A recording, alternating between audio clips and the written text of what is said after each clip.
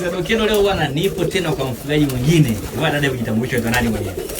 Naitwa Queen Tarimo. Ndio. Mfugaji wa sungura, simbilisi, njiwa, kuku wa kienyeji na mifugo mingine mingi. Bwana hivyo unapozungumzia simbilisi sio tutakuwa tunazungumzia kama hawa wadudu hao. Hawa simbilisi bosi wangu uona uzaji. Simbilisi wakubwa 15,000, wadogo 10,000. Na sungura pia. Ndio. Sungura 10,000. 15,000 kwa 20,000 ambaye tayari ameshazaa, na huyo 15,000 anakuwa tayari kashaanza kupandwa lakini bado hajazaa. Hiyo 10,000 anakuwa mdogo ambaye bado hajaanza kupandwa.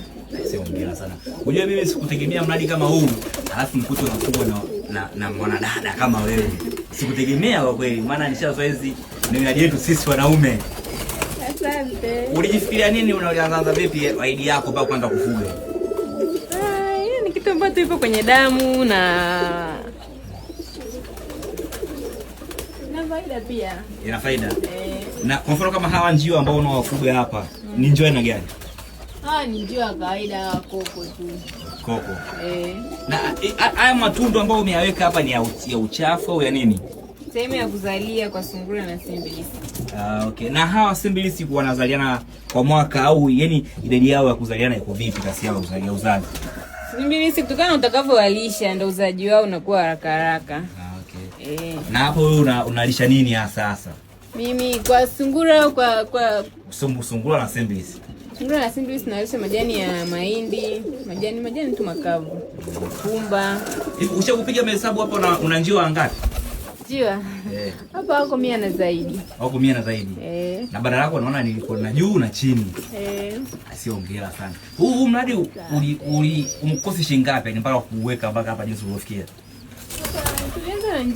Tulianza na njiwa kama hawazidi 12 ndio mpaka wakazaliana hivi, kwa kualisha, kwa kuwekea maji, kuwatengenezea mazingira sehemu kama hivyo ya kuzalia.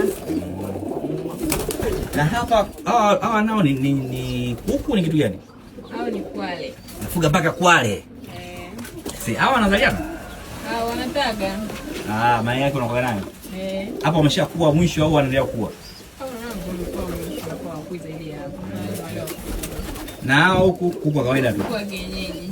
Okay, sasa ni bwana ongea. Nataka watu waende kuona na juu mazingira banda la juu kule unapofuga. Mwanamke na ufugaji. Wenyewe wanasema mwanamke wa shoka.